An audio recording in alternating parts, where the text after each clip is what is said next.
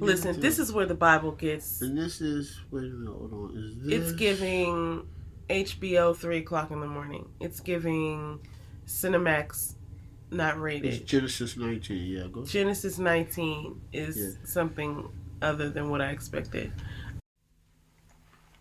Hey guys, what's going on again? Hey guys, welcome back. Welcome back to It's Crazy or Is It God? Is it crazy or is it God? You said it's crazy. Oh, well, we just read something in it. It is crazy. Is it crazy or is it God? Yeah, we read some crazy stuff. But yeah. It was crazy though. Yeah, man. It was crazy. No, what we read was crazy. It was okay. No, I don't know if that was God that I'm talking about. Nope. That wasn't God. That was just crazy. But there's some God. It's some God. It's all God's word. So anyway, all right.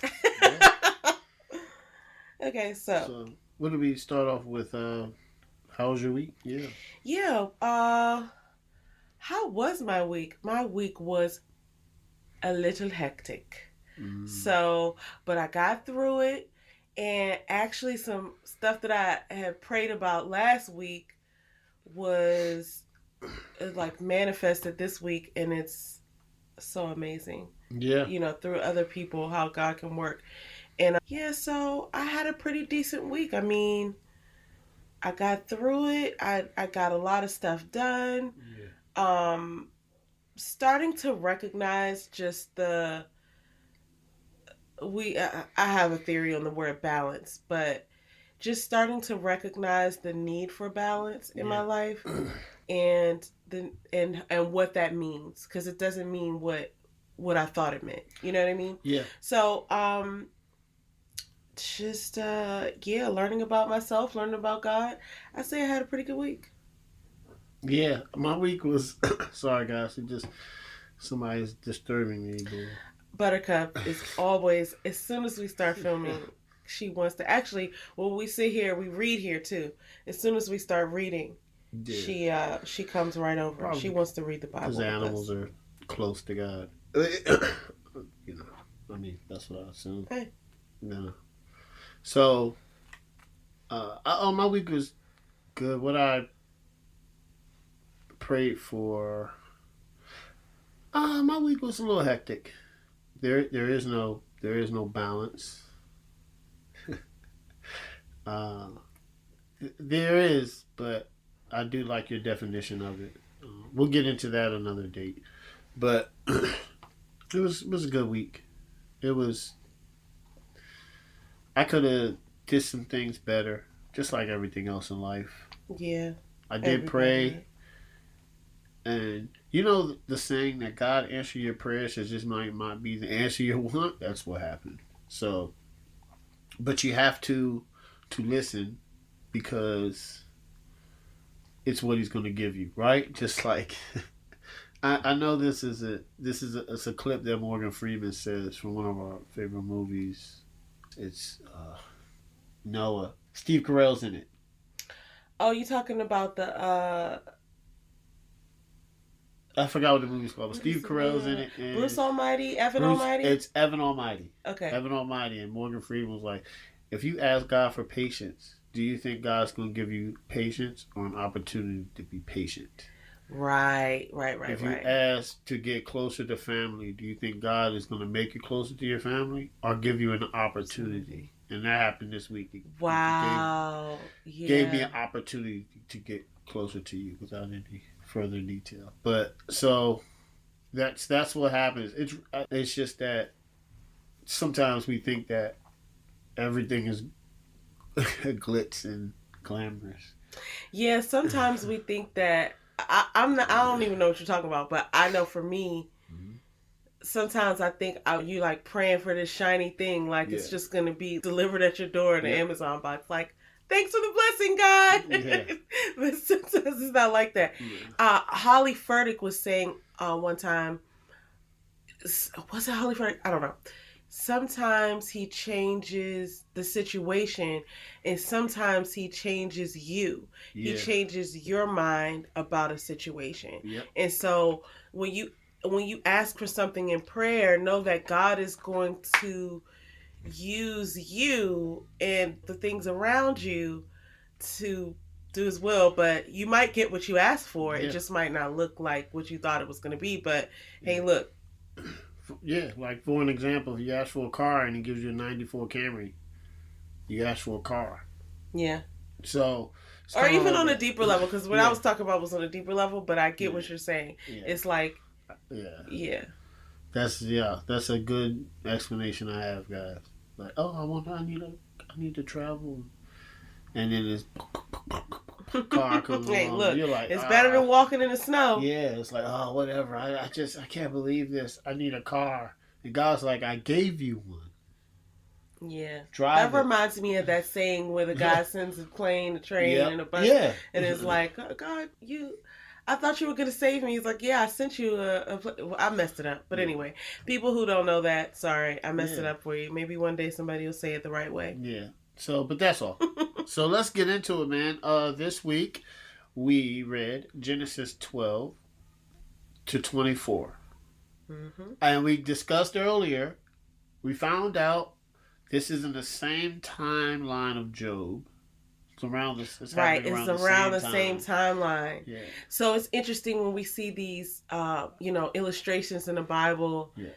If you have a good study Bible, or you could probably even Google some stuff, though I would just be, cautious about where you get it. But in our study Bibles, they have these cool, like, timelines and graphics and charts. And we actually looked at a couple of them because we were trying to figure out what was happening with Job. Yeah.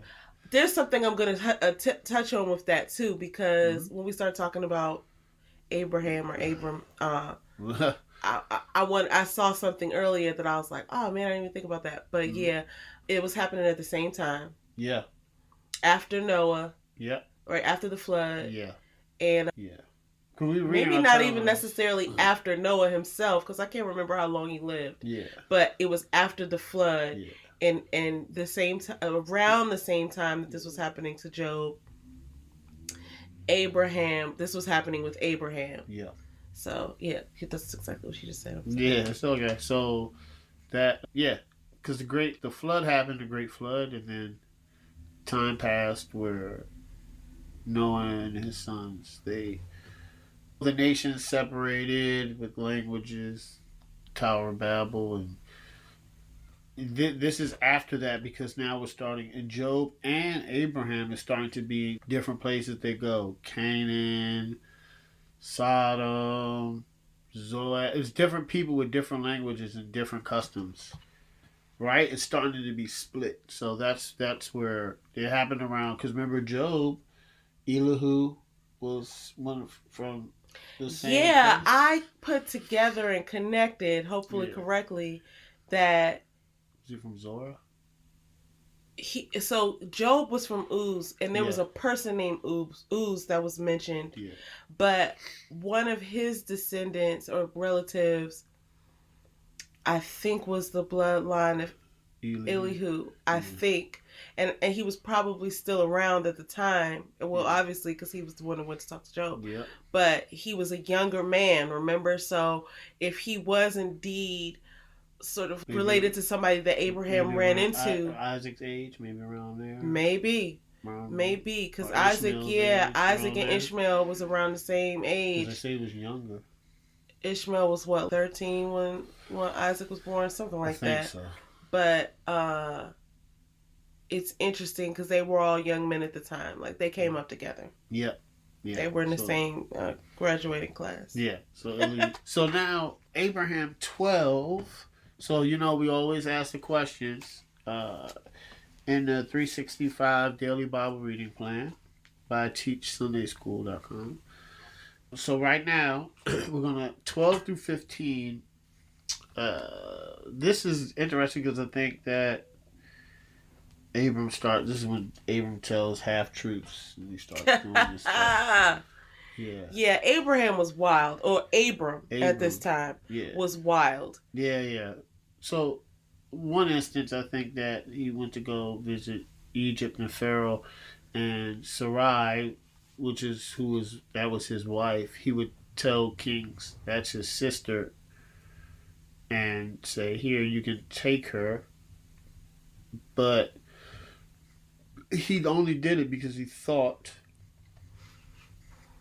I guess back then that was like a custom because he was like, if I give Pharaoh my sister, then they won't kill me.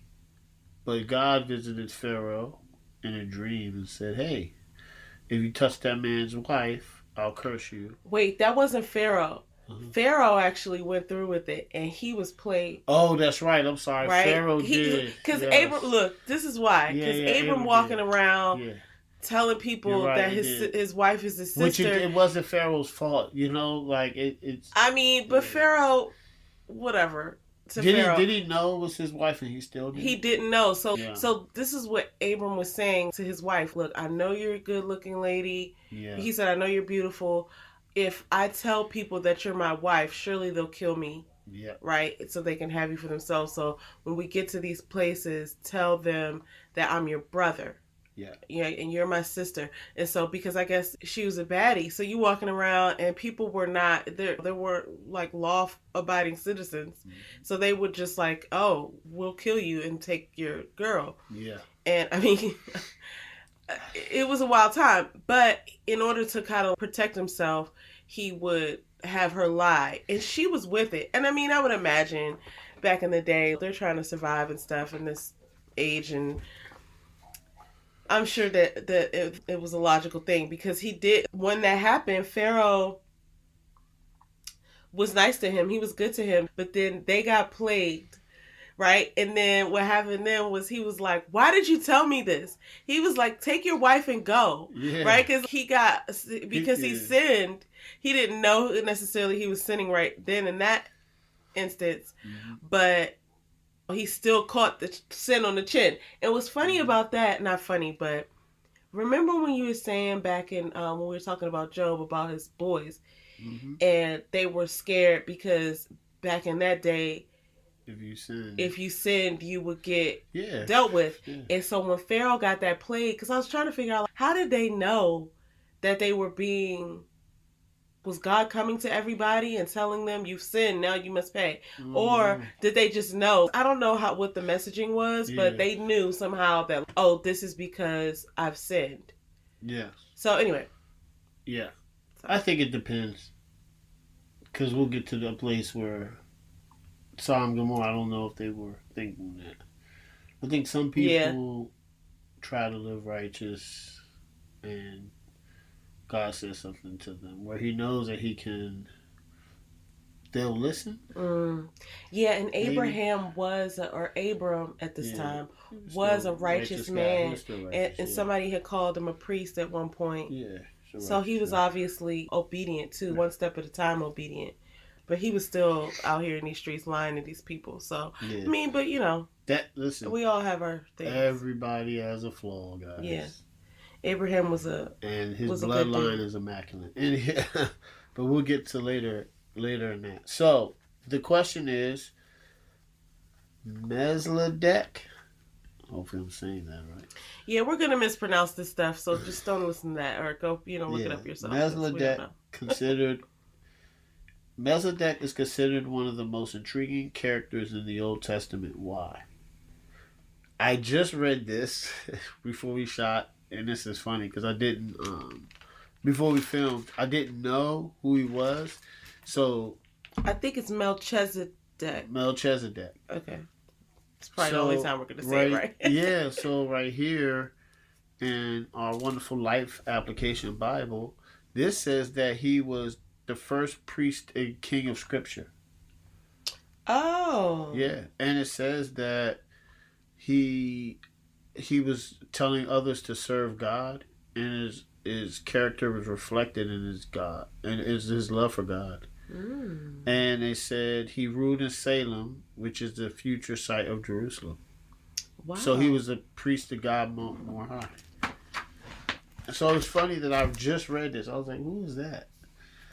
This is one of those charts that we was telling y'all about in this chronological life application. Yeah, it breaks down. It breaks down. I don't know if I should show that. I don't know if that's proprietary information. I just wanted to see what it looked like. You can't see the Bible. It's okay. It was like, why was he one of the most intriguing characters? Oh, that's why. Yeah. So I didn't know the answer to that. So good thing you knew, because I didn't. I just read it. I didn't know that was a question until I was like, oh, I know who that is.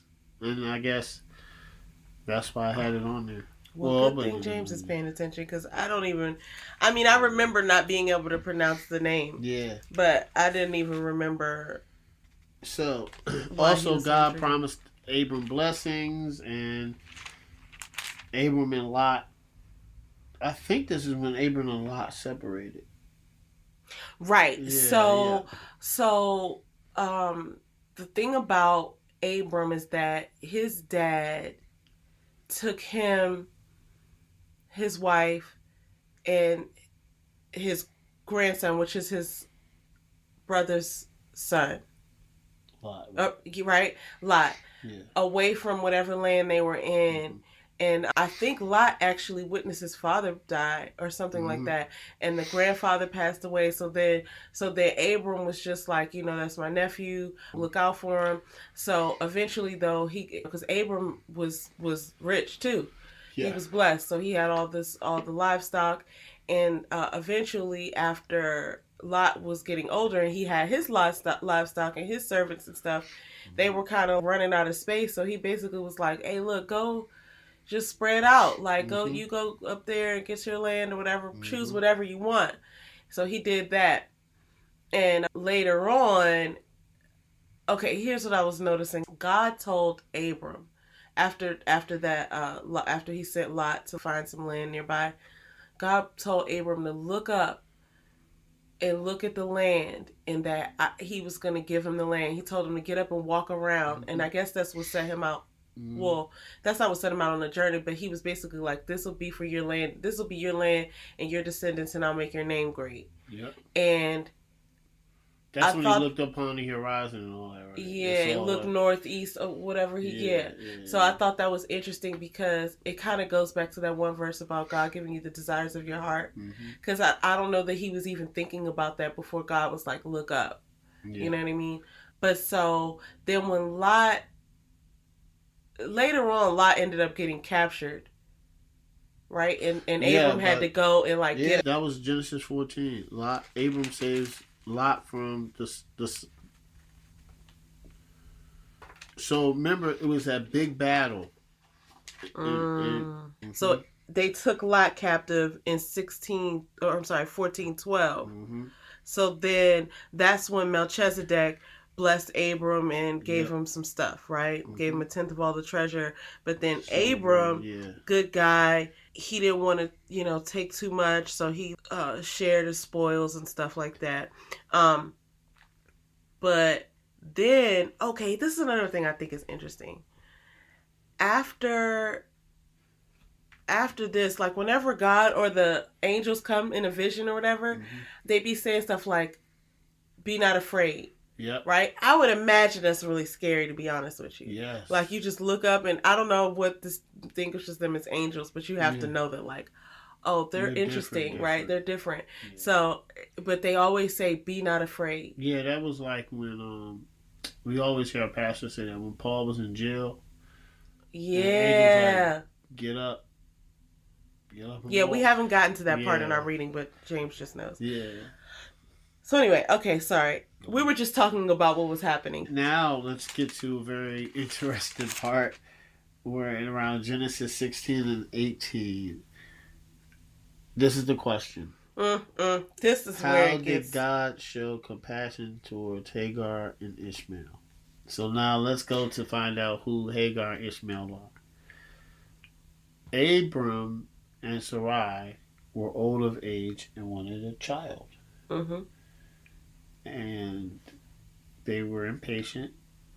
So, I mean, and look, they were like 90 and 100. Were 90, she was like 90, he was like almost 100. Yeah, so it's just like, okay, look, we're going to get a child. So, Hagar was a young Egyptian servant. And Sarai was like, here, Abram. Right, she was Sarai's servant. Hagar was. And then in the Bible, they say he took her. I believe that means they laid down with each other. Or it says they laid down which means they had sex, guys. And Thanks, Dad. a baby was born named Ishmael. I'll let you take it from there. Yeah, he's going to let me take it from here because I copped the attitude a little bit when I was reading this. I didn't understand why she made it so weird. So Sarai wanted to make, being fruitful and multiplying. So I would imagine a lot of people will want children, right? She wanted a child. She didn't think that she was going to be able to have a child, so she told her servant to go and sleep with her husband. Then she gets upset. Yeah. It's like, why did you just, you know what I mean? Either you're going to do it and be okay with it, or like, you did this. This was your decision. So it says she looked with contempt on her mistress because she had conceived. That was the point. That was what she sent it out to do, and that's what it did, and there we are. But she's upset, and then she starts being upset with both of them, really, because she was like, I was despised and looked on you with disrespect. And this is her talking to her husband. I gave my maid into your arms, and when she realized that she had conceived, I was despised and looked on with disrespect. Oh, actually, that might be... Sorry, I misunderstood that. I was despised and looked on with disrespect. So Hagar actually kind of got a little big in her britches, like, well, I can conceive and you can't, type of thing. Yeah. Okay, I see what that means. So I misread that. See that how that can happen. So anyway, it's like what you said earlier when we were in the kitchen. Yeah. You were like, Hagar was like, looked down on Sarai. Yeah. So now it's making sense. Yeah. Now it's kind of started thinking. So Sarai treated her harshly and humiliated her, and Hagar fled from her. Now, Hagar's basically like pregnant somewhere in the wilderness, and an angel appeared to her and basically was like, I'll greatly multiply your descendants, so there'll be too many to count. Basically, go back and you're going to have a son and name him Ishmael. And because the Lord has heard you and paid attention to your suffering, go and live on. You'll kind of be blessed or something, right? Doesn't say be blessed, but it's just like, you'll have a son and name him Ishmael, and, and it kind of talks about who Ishmael is going to be when he is born and when he grows up. So God sees her and understands her pain or her suffering. So that's kind of how he shows compassion towards them. I guess just in a way, I don't know how it was looked at, just in a way that Pharaoh and some other folks got in trouble for trying to be with Sarai or Sarah. Just in that way, I wonder if Hagar was looked at as sinning too. Yeah. Because she was a servant and she was a woman. I don't know whether it was the thing that was, she felt like she didn't have a choice. Right. I don't know if it was a sin, but God basically looked out for them, for Hagar and Ishmael. Yeah, because it wasn't, Ishmael didn't have nothing to. He didn't have nothing to do with it. He's just craziness that. He just came into this wild situation. And this wasn't even the wildest. Like, this thing started off kind of, mild. It gets hot. And then it gets hot. Where did this start happening? It was in 17? 17. Let's talk about Genesis 17, James. This is the covenant, yeah. Yeah, this is the covenant. Yeah. So, the covenant was... God said that he's going to bless Abram. Well, the first thing is he says everybody needs to be circumcised. That's what God said. Everybody. Which I wondered how wild that was. Yeah. Somebody come to you talk about, hey, listen, you gotta be circumcised. If you're going to live here around here, I need to cut. He had to do it at like 100, yo.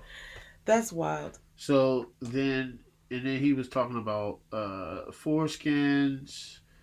But this is basically where circumcisions came into play. Yeah, and it started with Abram. And then he basically changed his name to Abraham. Well, he changed his name in 17. Your name is 17:5. Genesis yes, 17:5. No longer shall your that's name right. be You're right. Abram, exalted father, You're right. but your name shall be Abraham, father of a multitude. Yeah. So no longer is he going to be referred to as exalted father, but father of a multitude. Yes. And Sarai's name got changed to Sarah in 17:15. Yep. You shall, and this is interesting. You shall not call her name Sarai, my princess, but her name will be Sarah, princess. And as many times as he tried to give her away, yeah, that's right. You can't call her my princess no more. No, Yeah. that was not in the Bible. I was just riffing, but that is true about the name change. So God made that promise. Yeah. To say, I will make you exceedingly fruitful and make nations of you. I'll make your name. He had already told him he'll make his name great back in. Wow, he told him that a while back. Yeah. Because Abraham, or Abram at the time when this happened, he was obedient. You know, he would just follow God's instructions. So back in Genesis 12:2, he said, I'll make you a great nation and I'll bless you abundantly and make your name great. You should be a blessing to others. And I'll bless those who bless you. So God gave him that promise back in 12:2, but now he's telling him, I'm going to establish a family for you, right? So it was a covenant. And then they asked him, how do you think that's going to happen when we're so old? Well, no, hold on. Oh, after that, he 17, said, I'm going to bless 17. you with a son. And they said, how are you going to bless it with a son because of her old age? And then that's when Sarah laughed. And because Isaac means laughter. And I believe that's because both of them laughed. Oh, I didn't realize that. Abraham fell on his face and laughed and said in his heart, shall a child be born to a man who is 100 years old? So it says he said it in his heart. I don't know if he thought it, and God just knew. Yeah, God knew it. And Sarah, who's 90, shall bear a child. This is in 17:17. So they just didn't believe it. Nope. And then God was like, all right, this time next year. Yep. Right? And make sure everyone gets circumcised. Bye-bye. So then that happened, but then the angels came, right? To Abraham. 3 men were standing in the distance. Yep.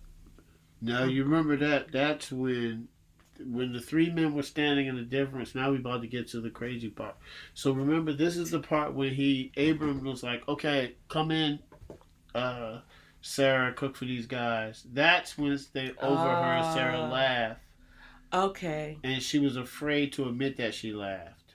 Oh, yeah. The men came and they were saying that she's going to give birth to a child. And they said, is there anything too difficult or too wonderful for the Lord? These are the angels. Yep. And Sarah will have a son, is what they said. Sarah denied it. Then she laughed. So she laughed. Like, oh my gosh. I didn't know. She said, I did not laugh. She was afraid. Because she was scared, this is God, and the Lord said, no, but you did laugh. You did. I heard you in your heart. She could have did it out loud, but she could have been thinking like, this is crazy. Come on, man. Me, but so now this is where the story turns wild. I mean, so listen. No, I know she doesn't want to, but this story shocked us. It was like 3 chapters. It was shocking back to back to back, and then we both realized something. So the angels that visited Abram blessed him, said he's gonna have a child, Isaac. Laughter. Abraham fed them, and then the Lord said, we're going to Sodom and Gomorrah to destroy it because it's so wicked. So Abram was like, well, okay, if it's 50 people that are righteous, are you going to save it? The Lord said, I will not destroy it. He said, Abram said, what about if it's 40 people, Lord? Because Abraham knew Lot was there. And he said, the Lord said, if it's 40 righteous people, I won't destroy it. Abram said, okay, Lord. Now, when Abram is talking to the Lord, he also says, Lord, no disrespect can I speak. Because Mm. it's God, guys. You know, you're not just blaming God. Hey, man, this is God. Relax. Okay? You gotta just pump your brakes. Understand it's the Lord. You gotta come very humble. Because God, you don't know what he's liable to do. We can strike you down right there. Right? That's how he's God. Yeah. So then he says, Lord, what about 20 men? If it's 20 righteous men in Sodom and Gomorrah, will you strike it down? He said, no, I will not. He said, Abraham said, Lord, if it's 10 righteous men, will you strike? If it's 10 righteous men in Sodom and Gomorrah, 10, will you strike it down? No, I will not destroy Sodom and Gomorrah if it's 10 righteous men. And I think Abraham was just trying to plead with the Lord, like, look, if it's some righteous people that are righteous and faithful to you, it's meant that it can be saved. Yeah, and it is interesting that, look, what did they say? What did our parents tell us growing up? You are who you hang around? Yes. You know what I mean? Like, we know from living in high crime areas, you don't want to be in certain areas around certain people because you could get shot at. So that was always something that I was thinking of when we're talking about Sodom and Gomorrah, the wild things that were happening there. I can't even imagine why they hadn't left. I guess it was just like people just get set in their ways. But if it was so awful the way that it's explained, right, and God's got to destroy it, when he asked for those people to be saved, I'm sure he was thinking of Lot, but he was also thinking of just the people, right? Wanting to just make sure that people are okay, which was noble of Abraham. But I'm pretty sure he was thinking of Lot. Like, don't, if it's 10 righteous people, don't destroy it. So anyway, they ended up going there. Go ahead. Listen, this is where the Bible gets. And this is, wait a minute, hold on. Is this? It's giving HBO 3 o'clock in the morning. It's giving Cinemax not rated. It's Genesis 19, yeah. Go. Genesis 19 is something other than what I expected. This is when the two angels go to Sodom, and they're like, Lot was sitting at the gate, and when he saw him, he got up and bowed down, and obviously he knew they were angels, right? And he was like, come with me. I'll wash your feet, and I'll make sure I get something to eat and all that stuff. And they were like, no, we'll sleep in the city center. Like, whatever they were saying, like, oh no, what did they say? We should spend the night in the open plaza of the city. Yeah. Right? Like, they was just ready to just be down with the get down. Like, they knew it was something going on there. And, but Lot was like, no, please, I insist, please come to my home. I want to shelter you. So he took them to his house, and he had his daughters in there. He had, I guess, the men that the daughters were betrothed to. They were going to be engaged, I guess. And these dudes come to Lot's door. Young and old. Oh my gosh. They come to the door and they're like, who are those two men that you brought who came in the city tonight? Right? Like, what does it say? Bring them out to us so that we may know them intimately. What? I was like, what in the world's going on here? So, and yours said carnally, which, and then so he was like, good. He was like, Lot was like, no, don't mess with them. And he even offered up his daughters. Like, I have two daughters that are basically virgins. If you want to take them instead, you can do whatever you want with them. But not these two men, which were angels. And they were like, get out of the way. This man offered his daughters, guys. They came close to knocking down the door. I mean, I guess that's what they were doing back in the day or whatever. Here. This is craziness. But when they tried to approach the angels, the angels blinded them. And they got exhausted because they couldn't see. They pulled Lot back. Like, wait, come on. They pulled Lot back. Like, all right, come on, get out the way. They were about to break down the door. Yeah. Lot was trying to save the angels, but they didn't need saving because they're angels. And they struck the people that were trying to get them with blindness. So then they couldn't even see, and they were all exhausted trying to figure out how to get out of there. So the angels basically instructed Lot to get out of Sodom, and they were like, "Don't look back, and take your daughters on all this stuff." Yep. He hesitated, but they ended up having to take them by the hand. Sons didn't go because they thought he was joking.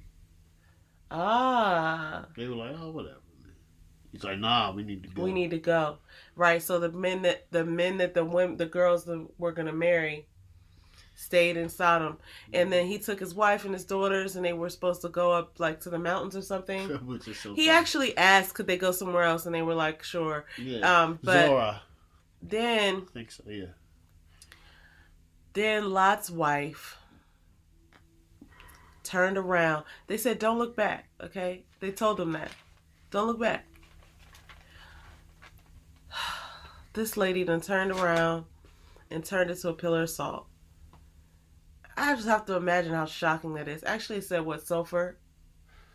They said the sulfur came from the ground, and that's what God used to. So can you explain to us why, from your studies, from what you looked up on, what was it, Grace Digital Network or something like that, why she must have turned into that? Well, because they said the sulfur of the ground came up, and then plus the fire. That's how. Oh, that's how she turned into salt. Yeah. So it's kind of like scientific. Yeah.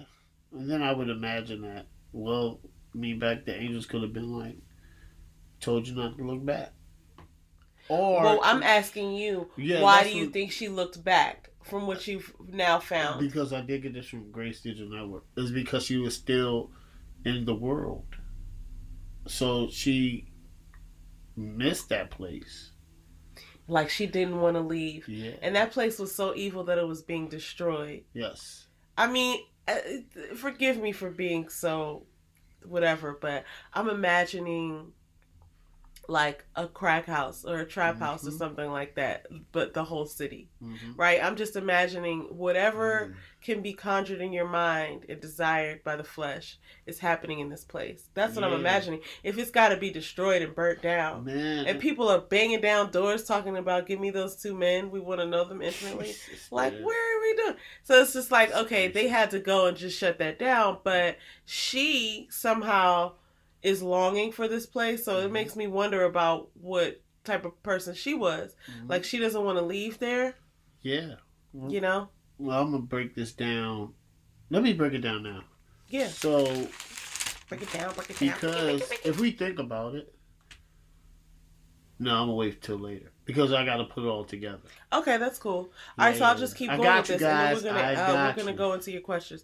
But so then... This is, again, another Cinemax in our moment where the daughters and Lot are like in the wilderness. Lot wanted to go to Zor, and then the angels told him to go to the mountains. He said, "I want to go to Zor." He went to Zor and then ended up going to the mountains anyway because he was afraid. So that's how he ended up in the mountains with his daughters. The firstborn of his daughters says to the younger daughter, "Our father is aging, and there's not a man on earth available to be intimate with us in the customary way, so that we may have children. Come, let us make our father drunk with wine, and we will lie with him." So they did it. Man. They did that. And what happened was they got him so drunk that he was passed out. So he didn't even know. Didn't know. He was basically raped. For certain, I mean, I know that sounds. And they both got pregnant. But he didn't even. I wondered if they finally told him at some point, like, "Oh, these are your." It's just I had to put my thinking cap on because when it was a couple of points in here where I was like, "That's incest," but then I'm like, okay, there weren't that many humans back in the day, right? So obviously there had to be some of that. If you think about Adam and Eve, were the first two humans on Earth, like. They never spoke about different sets and lineages of Adams and Eves. So that means that they had to procreate somehow. So now there's 7 billion people on Earth? I don't know the number. But there's a bunch of billions of people on Earth. And we have choices now. But back in the day, this is what was happening. So it seems really odd to me, but it's just the way that the world worked back then. So now I'm gonna put it together, right? So I was listening to Grace Digital Network, and this is very interesting.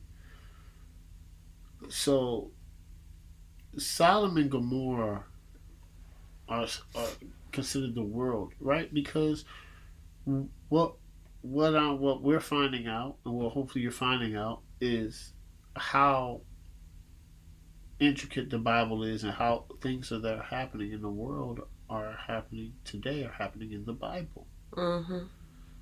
And from what we're reading, is God and the world are two separate things. And sometimes we're looking, Sodom and Gomorrah is a representation of the world, not the whole world in its totality. I'm not saying it's a Sodom and Gomorrah on every corner, but like Faith said, there are brothels and crack houses out there in just certain places where these things are going on. Yeah. Right? And you're a product of your environment. Yeah, to a certain degree. So, yeah, to a certain degree. Yeah, because you know what? Let me just let you speak because you know what you're talking about. No, you're a product of your environment. I don't even think it's to a certain degree. I think you're a product of your environment. Mm-hmm. Lot didn't come from there. Mm-hmm. But Lot didn't have a wife when he went there. So his wife looked back because she had ties there. Missed. The son-in-laws didn't leave. Right? Now we wonder, how were they entangled? Were they having sex with other men? We don't know. But their environment, listen, their environment was set up where that was okay. For instance, Lot's daughters were born there. They thought incest was okay. Oh, we'll just get him drunk and lie with him and he'll get us pregnant. No. But that, because they thought like that is the world, and that's why they're a product of their environment. They're thinking that's okay. I mean, yeah, because it's dishonest if you have to get somebody drunk in order to get them to do something. And that's okay. It's dishonest. They're thinking in their minds, it's okay if we got our father drunk and we want to get pregnant. That's not okay, but they're thinking it's okay because they come from Sodom and Gomorrah. Yeah. So you gotta be very careful of your environment, and we hear that all the time, but it's very true.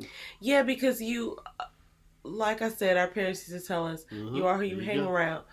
When you are hanging around people who are, let's just say, negative, right? Don't you feel that rubbing off on you? I've noticed that for myself so much that now I'm pretty much blessed to not have many negative people around me at all. I can get through most days and not really even encounter a negative person. And that's like a blessing. It's also part of how things have just happened, the way we have things set up, but it's really interesting because when a negative person encounters you, you're either going to change them or they're going to change your mood. So it's like, same with a positive person. There's been so many times where I'm just having a good day and I'm just being myself, and then I'll encounter somebody, and then hours later somebody will come up and be like, you know what, I wasn't even having a good day, and then you were just laughing and smiling and joking, and now I'm having a better day because you were laughing. I'm just like, I'm just having fun. You know what I mean? Like, I'm not going to have a bad day if I can help it. What's the saying? I'm just here so I won't get fined. It's like, I'm just naturally here, man. I mean, really, like, what's the sense in being sad? I mean, you're going to have those times where you can't help it, but like, I just don't want to spend my days like that. But I mean, the point is, when you're around, let's say, murderers and drug dealers and rapists, right? And then you might like go to the store and steal something, and you're like, this isn't so bad, right? But if you're hanging around people who are trying to do good for the world, and they're thinking differently than the people who might be doing other things, it wouldn't even cross your mind because your environment is teaching you how to be. Yeah. You're just kind of going through the motions of what you're seeing and experiencing sometimes. So that's, yeah, I think that's a good point to be careful. So, but what I thought was interesting about this one question about, it says, people are often surprised to find that stories like that of Lot and his daughters are included in the Bible. Why was it important to be honest and truthful? And I took that in a few ways. The first way is because they mentioned, people are often surprised that these stories are mentioned in the Bible. I took it like, well, that question could mean, what would be the benefit of putting these weird HBO stories in the Bible? Yeah, true, right? man. But for me, it's like, because it makes it real, right? You would, it's just, I keep going back to this thing of our parents, but a lot of our parents aren't going to sit there and tell us about all the dirt they did in the 70s and in the 80s, right? They're not going to tell us that they tried the same stuff we tried and they did some of the things and more some of the stuff that we did than we did. They're not going to tell us that because they want to lead by example. They want to give us a good example. So that could be the same argument that would be made from keeping some of the bad stuff out. But here's the problem with keeping some of the bad stuff out. If then I don't have any exposure to it, and then when I have exposure to it in the world, then I don't know what to do, right? So I'm thinking that it's important to, of course, keep this stuff in the Bible because it's true, and because when I'm looking at these things, the sinning that I'm doing is not it's not as egregious. Wow. So it makes me feel like, okay, well, I'm not that bad off and I'm still trying. You know what I mean? So I need to be better, but God loves me. And if God loved these people, then God can love me. Yeah, obviously he loves me too. So that's one reason. Another reason that I think that it's important to be honest and truthful based off of what Lot's daughters and Abraham were kind of doing. Now, Lot's daughters and Abraham are two different types of folks because, well, they deceived their father. They were dishonest, but they were also from Sodom and Gomorrah, so I just really don't know what they were into. Abraham at least was trying to go around and do good and obey the Lord. So he lied a little bit, but here's the thing that's interesting about that. Whenever he would lie, it was like God would show these people that he lied to about Sarah being his wife. He would tell them that he was a sister, she was a sister. God would somehow reveal to these people before or after the fact that if you sin, I'm going to curse you because you're sleeping with a married woman. And they didn't know because they were lied to. But it's interesting that Abraham kept doing this. It's like he didn't trust God to have his back. But God was actually going and telling these people, like, look, don't do this, right? So I think it's important because you don't know what kind of position that you're putting someone else into, right? And so with the thing of Lot's daughters, it's like they didn't even know how things were going to end up even. So for them to go and say, we'll never find men, it's like, you don't know that. And so they took away his choice. It was non-consensual. So, I mean, it's important to be honest because you're taking away people's choices. And then they have to suffer the consequences of the choices that they didn't get to make. Okay. So, I think that's why it's important. Sorry. Long-winded answer. I don't know. So, honest and truth, two things what I got from it is God is truth, number one. Two, that's the first thing. And then, even though Abraham was who he was, he told half truths, which sometimes would put people in predicaments that wasn't their fault. It wasn't Pharaoh's fault that I didn't know this man's wife. He told me it's his sister. He put him in a bad predicament, man. And sometimes when you lie, you think it's about you, but it becomes and it's detrimental to others. So so that's why it's good to tell the truth because it's hurt. I'll give an example. Oh, tell somebody a white lie. Oh, you look good. Well, that's false because now you're supposed to be giving that person confidence. But you're lying to that person, not being honest, hurts that person in the long run. You think by telling a white lie, it's good for you, but it's going to affect that other person. Somehow, some way. Somehow, some way. Lying is selfish. Lying only helps the individual that is doing it and hurts others and the individual. That's true. It is selfish. It's selfish. It's like, I'm not going to be in my truth. I'm not going to take accountability. I'm just going to lie. I'm just going to lie and pretend that this is, and I the get king of liars is Satan. Anyway. That's how you ever grow up, I would do rack of bad stuff. My parents used to be like, don't ever lie. Lying is one of the worst things you can do. As an adult, I can see how it is.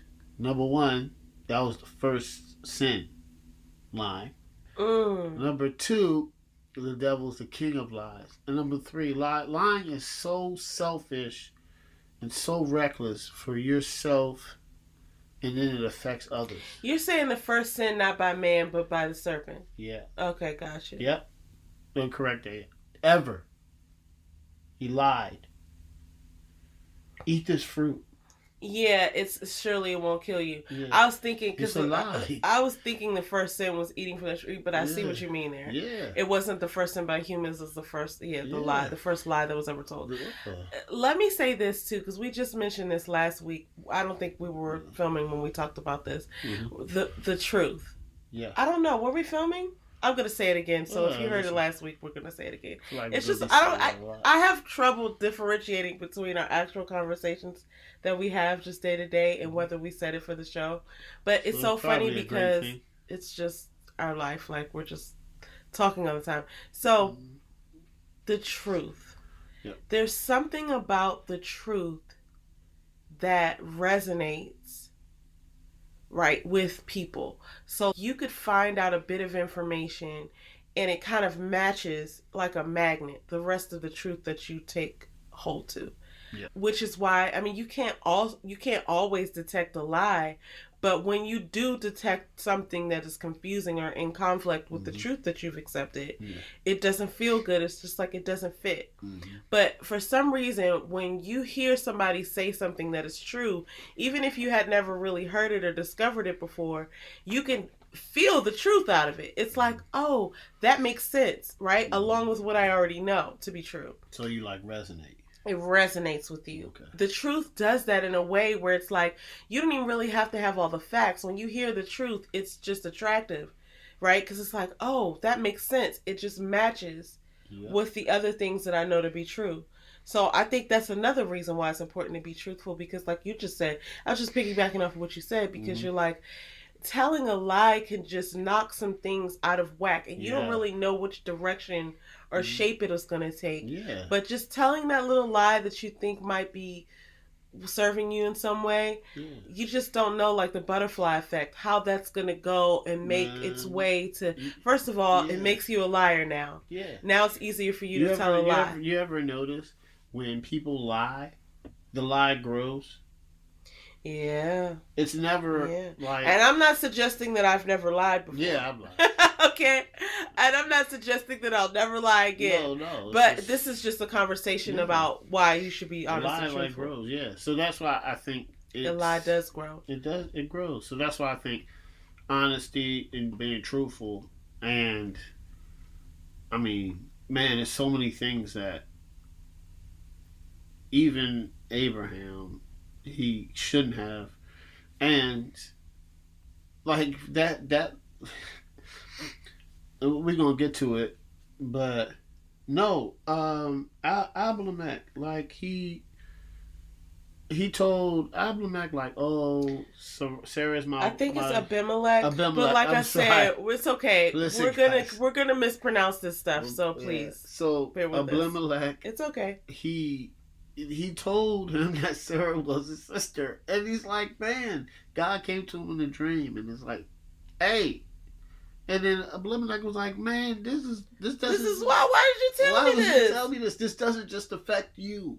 Yeah, luckily Abimelech, and here's the difference might have been between him and Pharaoh. Yeah. If you have a relationship with God, God can come and talk to you. Yeah, Abimelech didn't do it. Did Pharaoh have a relationship with God? I don't know. So we haven't gotten that far yet. James knows more about the Bible. I don't know. But it's interesting that God came to Abimelech before. So if you don't know, um, Abraham did his lying thing again, where he went and told Abimelech the same thing that he told Pharaoh's people, which was that his sister was his wife was his actual sister. And then God comes to the man Abimelech and says, "And if you sleep with her, I'll punish you because you have sinned." Mm-hmm. So then Abimelech comes back and says, "What are you talking about? Like, why did you tell me that this is your sister?" So then Abraham says, "Oh, she's my half sister. My father had her with someone else," or something like that, right? And I was just thinking to myself, is that even true? Because, like, that's not what, like, you be lying, Abraham. I don't know if I can trust you now. So I don't know if he was just saying that or if it's the truth. But, yeah, that's why. It's another reason to be honest and truthful, because now no one's going to trust what you're saying. And if you are telling the truth, then I don't even trust you. You know? So anyway. Yeah. All right, let's keep going. I'm sorry. Now we're going to end up on a very interesting note. Yes. Isaac is born. Yes. Yeah, okay. Isaac is born. And Isaac is the son of Abraham and Sarah, the one that God promised.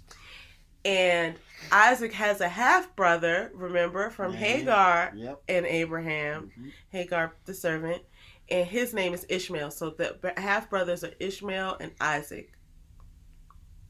That's important because Ishmael, like we said, Ishmael came into this world not of his own choice. Kids are kids. We bring them into situations and they have to deal with those situations. And so basically Ishmael was about 12 or 13 and Isaac is born and he's being weaned, which I know what weaned means now, but I don't know if they're talking about the same thing when they say that.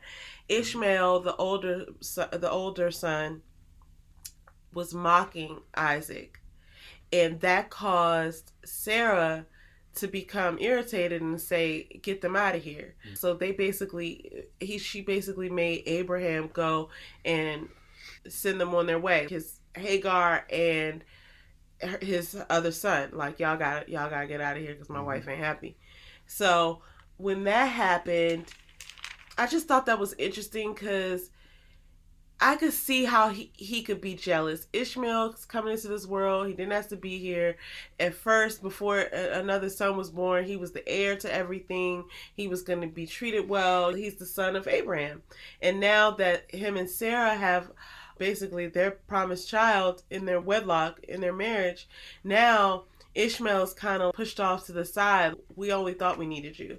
And so it talks about how he's an archer. He's good at archery, and he's really strong, and he's like a donkey or whatever that means, I guess. Yeah. He's strong. He's like a, But he just came into that situation. I think it's relevant to mention that because I think some things are going to happen with him later, that we didn't read this time. But yeah, so what happens after that? Then the sacrifice. Yeah, this was wild. Genesis. Now, some stuff happened between Abimelech and Abraham, but that was just a covenant between both of them, and how Abraham gave him 7 lambs, and Abimelech blessed him, and basically he blessed Abram with what he has now, or what Isaac had. Now, this is why we love our show, Is It Crazy or Is It God? Listen to this. And this is what makes Abraham so great. Abraham's son Isaac, who Abraham prayed for, he even had, Abraham and Sarah wanted Isaac so bad, they even had an agreement that Abraham was going to sleep with the servant just to have a child. Just to have a child. They wanted a child that badly. Right? God told Abraham, I want you to sacrifice your only son to me. And you know what Abram did? Abraham said, okay. He took his servants and he went out, and I think he asked the Lord, tell me where to go. He said, yep, go to the mountains and I'll tell you. He took his son. His son was like, Dad, there are no sheep. Ugh. Yeah, what he didn't say. Yeah. He didn't say it, but he was like, "Where's the sacrifice?" Sacrifice. Poor kid. Abraham was like, You the "Oh, sacrifice. don't worry." He didn't say that, but Yeah, I was but just he was thinking just to like, myself, "Yeah, don't worry." He told the servants to, "Me and my son are gonna go make a sacrifice, and we'll be back." He says, "But where's the lamb for the burnt offering?" Yeah, That's not funny. it's real, man. It sounds like something a kid would say. But Dad, well, Dad, where's the lamb? And so what Abraham did is Abraham tied up his son on an altar. took the wood. Took the wood and had a knife and was about to sacrifice. The Lord said, "Stop. Now, Don't harm the boy. Don't harm the boy, for he is." I think they said, "For he is blessed," and they said that for he is. They said that he is blessed, and basically he passed his son. Yeah. For now, I know that if you fear God with reverence and profound respect. That you fear God with reverence. It was an angel of the Lord called to him from heaven to say, Abraham, Abraham. And he was like, don't kill him.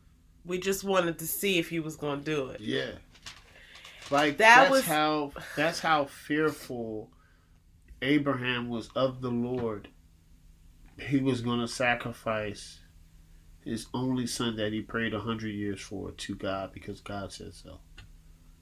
And that's why he's Abraham.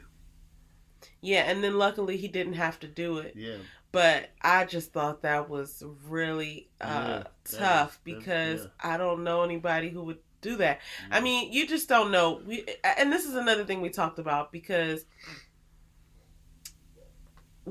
when you're visited from God, like, I guess you just know, right? Like, I feel like, I can't say I've been visited from God, but I've definitely heard him give me a direction or pull me in a direction. So I've never heard God's voice or stuff like that. But some people I'm sure have. And when they say they saw an angel in a dream and things like that, like I don't recall any of those experiences. But I do feel like I've had certain dreams that showed me something or led me in a direction, which is interesting. Now that I'm on this subject, I was looking into something because I had a weird dream a little while ago. After we had started reading the Bible, I think. After we started on this project on IICIIG. But I had a weird dream and I was like, and it scared me to the point where I was like, I don't want to go back to sleep right now. You ever have one of those? You wake up in the middle of the night and you're like, that didn't feel good. Like, I don't want to go back and seep into that dream.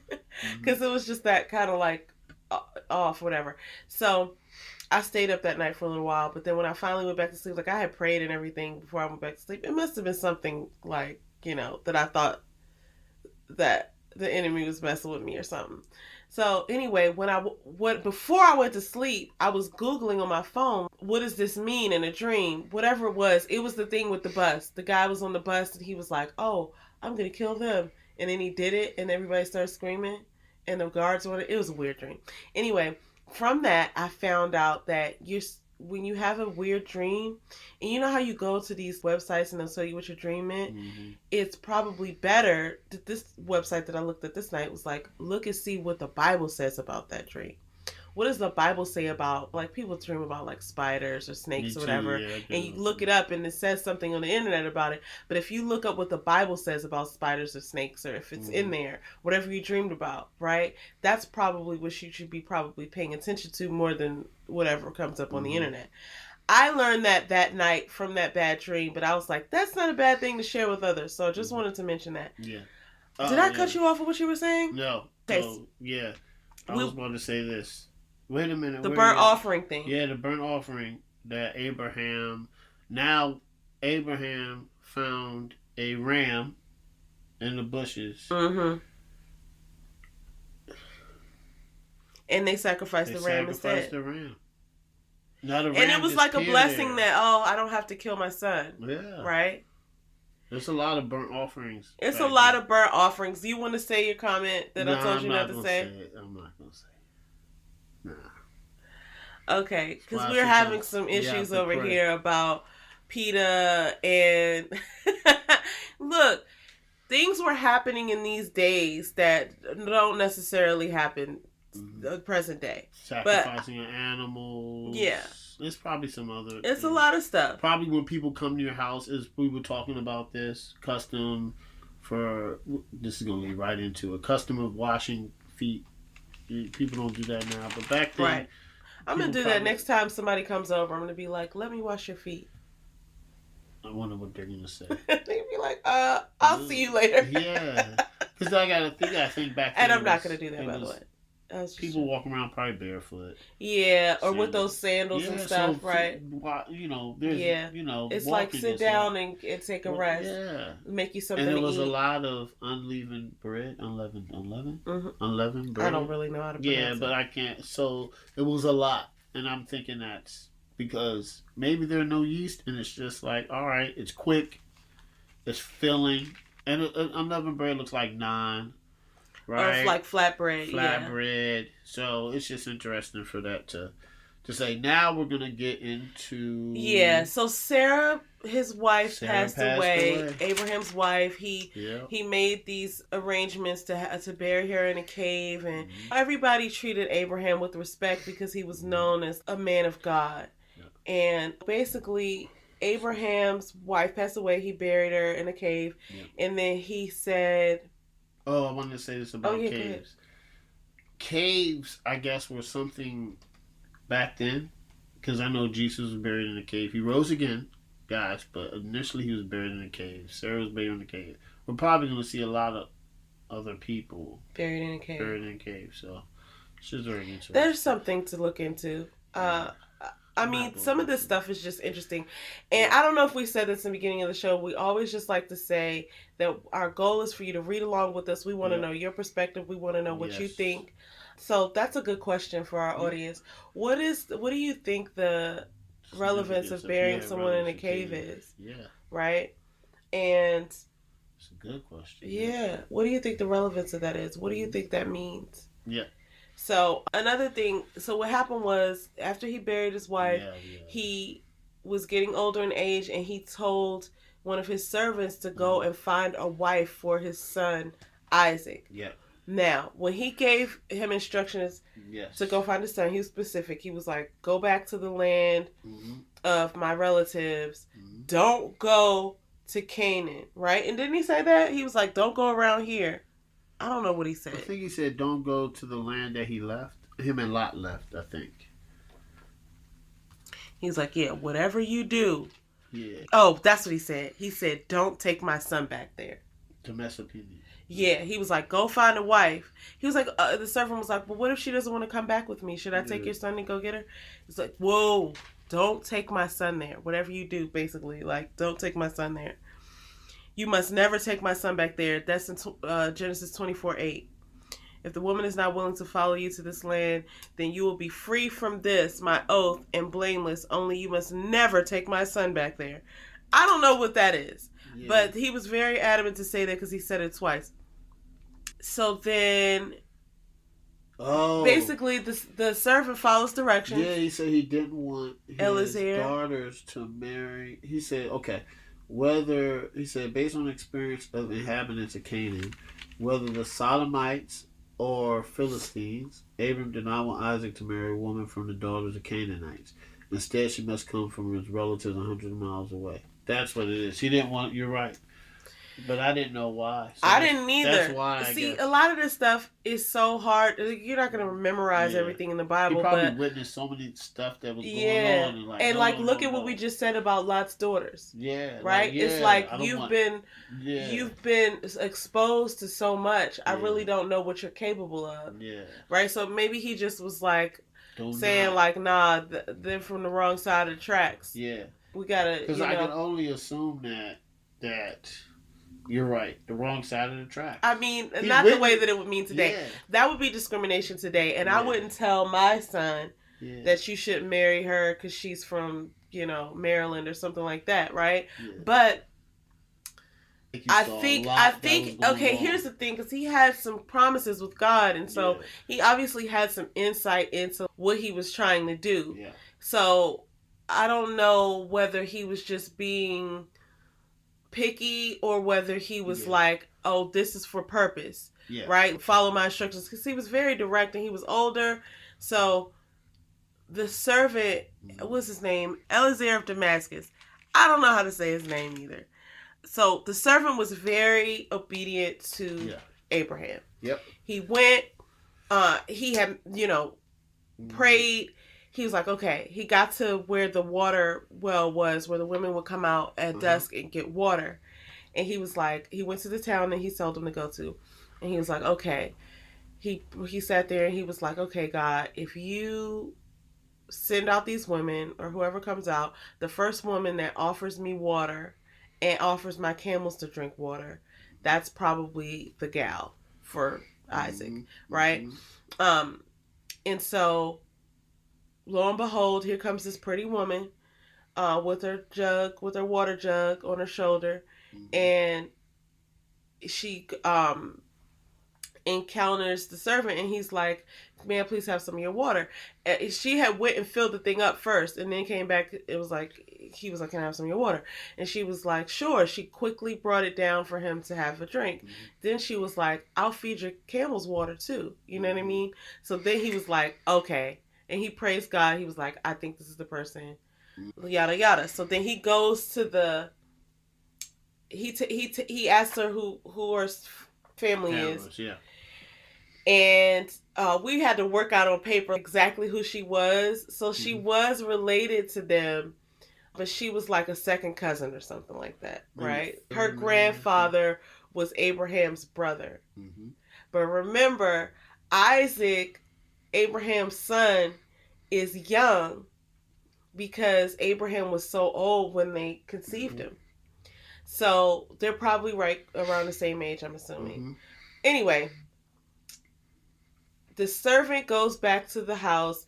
They treat him well. They probably wash his feet and everything, I think they said. And then they was about to eat, and he was like, "Wait a minute, let me state my business before we eat." Right? Probably just like, let me get down to it, because I came here for a reason. I ain't trying to be like just chilling. So he told them why he came there and what he talked to God about, and how Rebecca was her name. How she had offered the water, and then she gave some to the camels, and he got them to agree to, oh, we're going to take her back for Isaac. And then what happened? Then they were like, wait a minute. So the next day when he gets up, let's they're have like 10 days. Like, yeah, let's just wait 10 days to think about this. And he was like, what's... He's like, that's not what we said last night. So they're like, okay, let's just ask her. So they go and ask her, hey, you want to go with this guy to meet your new husband or whatever? And she says, I'll go. And they left. And they left, and they talked about how, she saw Isaac in the distance, and he saw her, and she asked who he was, and then she covered her face in a veil, because I guess that was customary. And then they got together, and he took her as his wife, and that's where we ended in Genesis, at the end of Genesis 24. This was a wild week of reading. Yes, it was. It was a lot going on. It was a lot going on. I could barely believe that I was reading the Bible. It was really... And this is just the beginning. It's just the beginning. There's going to be a lot that goes on that we're going to find out. And it's awesome, because it's the truth. So yeah. And I need to know this stuff. I find myself relating to these people in certain ways, and I'm like, certain things start to make sense to me. Oh, not from Sodom and Gomorrah. Not from Sodom and Gomorrah, but, well, kind of as an example of what to avoid, or you know what I mean? It's crazy. Yes, in the Bible, men wanted men. And it is in Genesis. And the thing I think that is really prevalent is that the really interesting is that they were trying to take him. They were trying to take the man. They were trying to take the angels. And I was like, is this Oz or is this Sodom and Gomorrah? Anyway, all right. So here's the deal. I couldn't believe when I was reading it. And then after that, Lot's daughters was just like, oh, come on, man. Got your father drunk, Dad. Like Yeah, that was wild. like, And wow, then the that's mom crazy. turning into the salt. It was just kind of, which was probably ashes or whatever. Yeah. I feel like that was just an example. But see, this is why I need to be reading this, because I'm putting these pieces together and it all makes sense to me. Even some things that you found on the Grace Network, Grace Digital Network. Yeah, it was comparing Sodom and Gomorrah to the world. It's like when you start to look into this and you've read it for yourself, which we encourage you to do. That is our mission, to encounter and encourage people to read along with us. We want to hear from you. We want this to be a conversation that we're having together, which I'm about to tell you what we're reading next week, and I'll also tweet it. But we just want you guys to read with us. We don't want you to take our word for it. We want you to go to the source. Please go read to your the Bible source and read the Bible, guys. So next week we're going to be reading Genesis 25 through Genesis 34. All right. So that was another episode of As Crazy as a God. We're so grateful that you're joining us. And just, we hope you're reading along with us. This is super interesting. It is. It's just only getting more interesting. So. All right, guys. I'm going to end this off like I always do. Don't take our word for it. Go to the source. Read the your Bible. Peace. Bye.